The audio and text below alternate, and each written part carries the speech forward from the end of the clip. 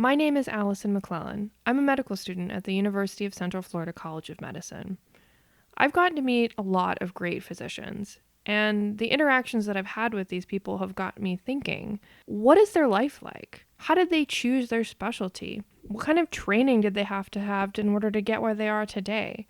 What does their day-to-day life look like as an attending physician? What lessons do they have to share with me and with other medical students? So today I'm going to introduce you to one of these doctors. That way you can hear their answers to some of these questions and hear what they have to say. I'm Todd Maugans. I'm the chief of pediatric neurosurgery here at Nemours Children's Hospital, and I am primarily a clinical physician surgeon, seeing patients in clinic, operating on patients, but I also have a research interest in concussion and am presently conducting some small projects on that topic. Can you tell me a little bit more maybe about what your background is like, what your education was like to get you to this point? Well, I really had a love of families and an attraction to family medicine when I entered medical school now, nearly 30 years ago. But I quickly discovered that I also had a love for the neurosciences and specifically had a good mentor in a pediatric neurosurgeon. And so over the course of my career, I've actually been able to pursue both of those routes. I pursued a career as a family doctor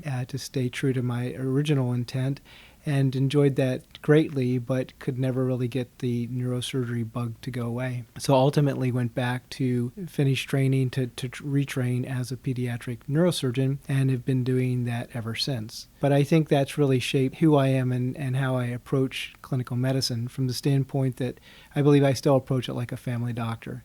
I'm very interested in the story behind the patient and the story behind the family, and to keep them engaged in that whole care experience. For some in pediatric neurosurgery, that care experience is very short. For many, though, it's very long, much like it is in family medicine.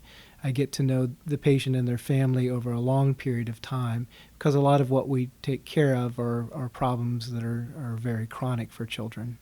So, if there is such a thing as a normal day for you, what would that look like? What kind of patients would you see, or what would your schedule look like? Well, we kind of parcel the days up into times in clinic and times in the operating room. And some days, not that infrequently, in fact, there's a little bit of both when we have to add emergency cases in to the end of a clinic day. But clinic typically, for me, needs to be comfortable pace. I need to have enough time, again, to be able to engage the patient and the family well. I'm not going to rush through things. So I've really been able to structure my schedule so that I really have the time that I've learned that I need to be able to work with the family through an issue or problem, through an evaluation. The kinds of problems that I see in my clinic can vary from concussion, which is a common one, especially with my interest, but also because it's such a common minor brain injury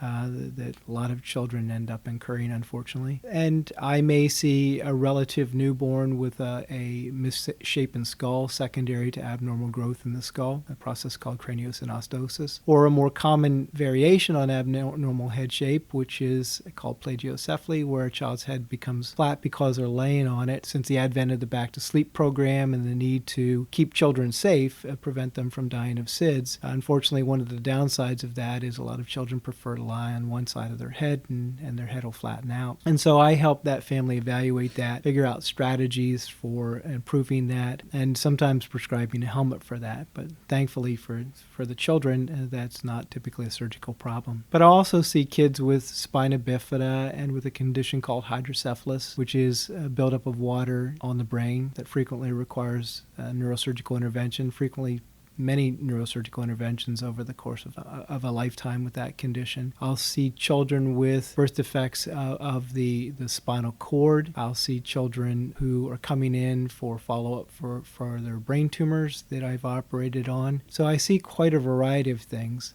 Thankfully, a lot of what I see turns out to be consultations for what a primary care physician may perceive as a problem, like a spot on an MRI scan that's done for headaches, and I can reassure the family that that spot really is nothing to be concerned about. And where that's frustrating for a lot of surgeons because it doesn't bring them surgery, for me it's gratifying because I like to engage with patients and families, and I like to be able to provide them with good news rather than just tell them that they need to go off to the operating room for, a big neurosurgical procedure. So I really enjoy that. I enjoy playing with the kids.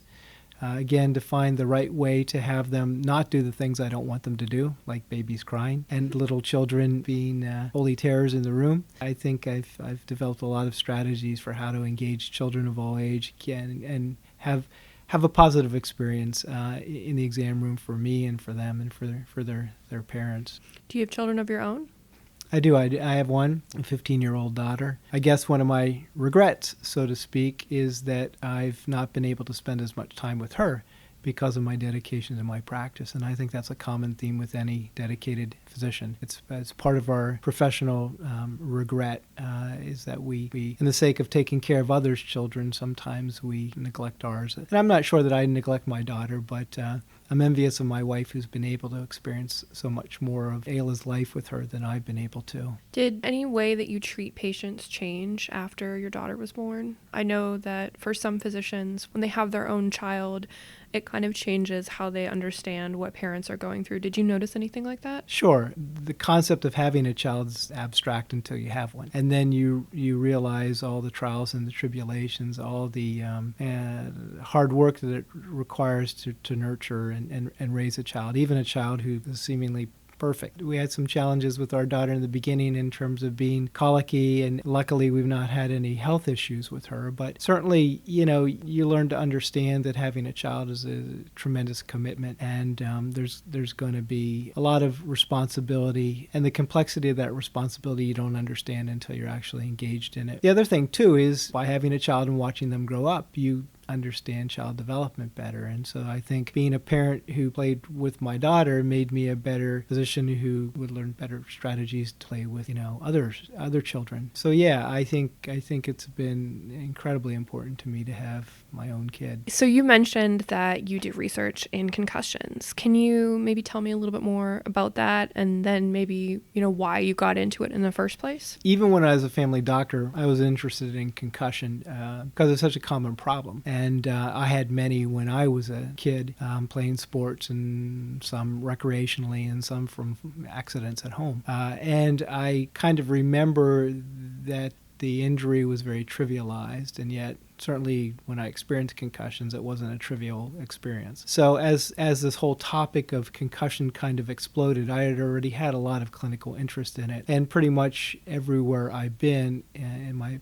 primary care practices and in my neurosurgical practices, I've always seen a lot of concussion patients. But I also began to understand that we don't really understand what's going on in the brains of children with concussion, and that children aren't little adults. So even though a lot of investigations have been done in terms of what happens in the brain to young adults primarily, we really don't have a full understanding of how concussion may be the same or different in younger children. So I conducted a research project where I kind of explored and looked for some of the injuries that were happening in adults and focused on a couple other things that I thought may potentially be going on in children, and really discovered that at least in the small group of younger children that I studied, concussion was something different, and it was more of just an alteration in the brain functioning rather than major structural damage to the brain, which is encouraging because I'm glad I didn't find that it created major structural damage in the brain. I was also encouraged that the physiologic changes like reduction of blood flow to the brain is potentially something that we can do something about. So I've continued to explore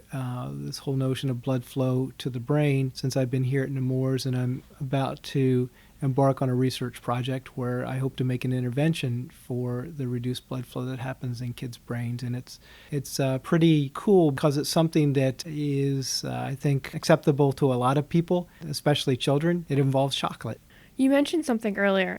You mentioned that you were really interested in, a patient's story. What does that mean for you? It's a very personal thing, and it's one of the tremendous privileges of being a physician, is when you have people kind of open up their lives to you, their hearts to you, express their fears and their anxieties and their ultimate wishes and desires. And that happens. It happens when you give families the opportunity to do that. When I was a family doctor and I was treating kids for ear infections, that typically wasn't necessarily the kind of deep patient stories that neurosurgery frequently brings, where somebody that has a brain tumor and potentially will die from that. The gravity to that situation lends itself, more readily towards storytelling and story sharing. I mean, patients themselves and family members, when given the opportunity, want to put that into the context of their life. I mean, what's this mean for me? What am I going to be doing tomorrow with my kid? What am I going to be doing next week with my kid? And so the story is different from patient to patient, and it evolves differently for the patients that I've cared for, but it's been truly an amazing thing to hear some of those stories.